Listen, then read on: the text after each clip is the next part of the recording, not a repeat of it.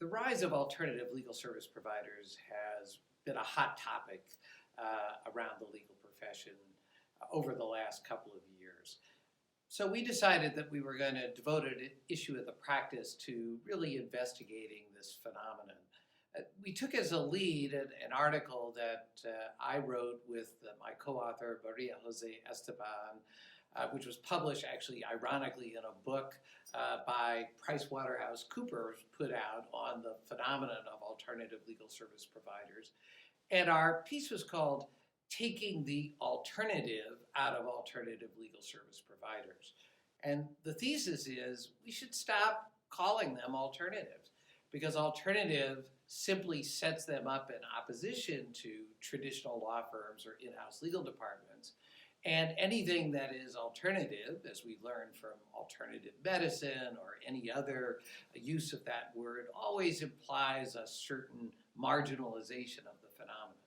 But today, alternative service providers of all sorts are simply a part of what is an expanding and integrated ecosystem of legal services that includes traditional law firms and in-house legal departments, but also includes the Big Four.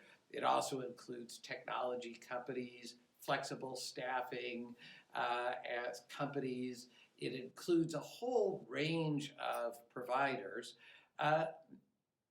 both separately and in combination. And in fact, as we argue in the paper, that many law firms are now offering alternative services within the brand, within the foundation of the law firm, just as many, quote, alternative legal service providers are providing what looks more and more like traditional legal services and every combination one could imagine therein. And so it's really thinking about this not as traditional versus alternative, but rather as a redefinition of the ecosystem of legal services. In looking at alternative legal services, we wanted to get a little under the hood and see what are people talking about when they talk about these alternative services. One thing that gets talked about a lot is, quote, managed legal services. But there's very little definition of what constitutes a managed legal services.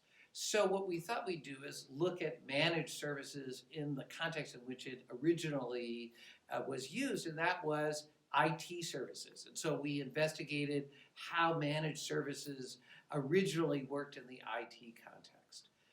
We were also interested in the consolidation of alternative providers. And so we looked at Thomson Reuters, which has both been accumulating and shedding alternative service providers as it redefines itself as a part of this legal ecosystem. And finally, we looked at the client perspective. And we wanted to know how do in-house legal departments look at this range of providers. And what we discovered was really consistent with the thesis of the article, that they don't look at them as being in separate units. They rather look at it as an integrated ecosystem where they find the best provider for the service that they want.